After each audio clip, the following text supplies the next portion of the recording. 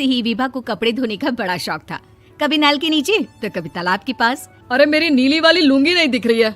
विभा की अम्मा, कहाँ रखी है लुंगी? अरे वो तो विभा ने परसों ही धोकर रखी थी आपकी अलमारी में, देखो वहीं होगी। वो ना मैंने आज धो दी, मुझे लगा कि गंदी हो गई होगी।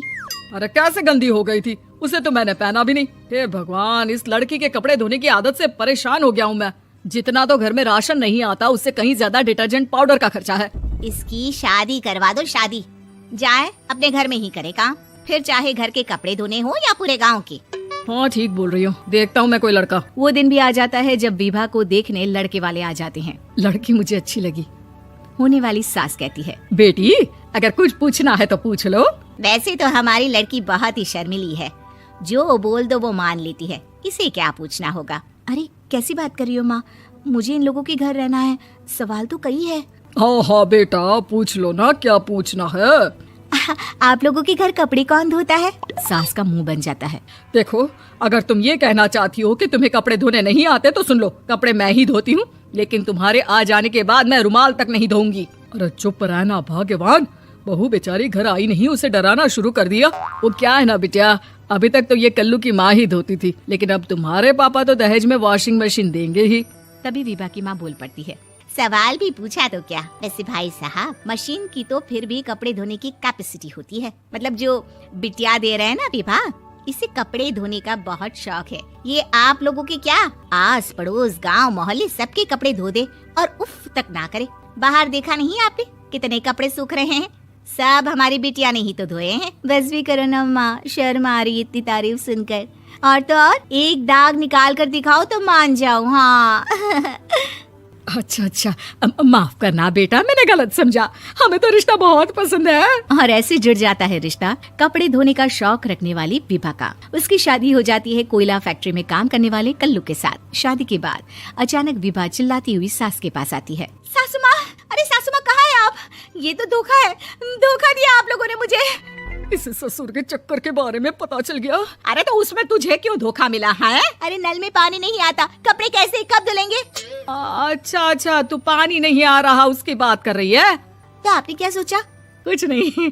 अच्छा, तेरी माँ ने कहा था कि कपड़े धोने का शौक है तुझे, याद आया मुझे। शौक बोलकर कपड़े धोने वाले मेरे जुनून को कम ना आके सासू माँ, कपड़ा धोना मेरा गुरूर है। तभी पति भी वहाँ आ जाता है। अभी मैंने इसे सनी देओल की फिल्म दिखाई है, उसी के डायलॉग मार रही है माँ। अच्छा सुन, साफ साफ बता रही हूँ, पानी सुबह 4 से 6 और शाम को 10 से 12 आता है, समझी? विभा टाइमिंग सुनकर हैरान हो जाती है। ये क्या भूतों का मोहल्ला है? सुबह 4 बजे उठकर कौन कपड़े धोता है? 4 बजे टंकी में पानी जाता है, फिर सारा दिन धोना ना, किसने मना किया?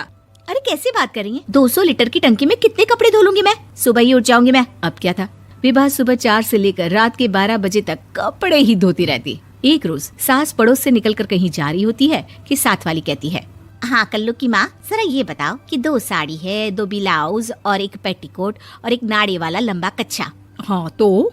अरे तो क्या, कितना लोगी धुलाई ये बताओ। धोबन दिख रहे हैं हम क्या?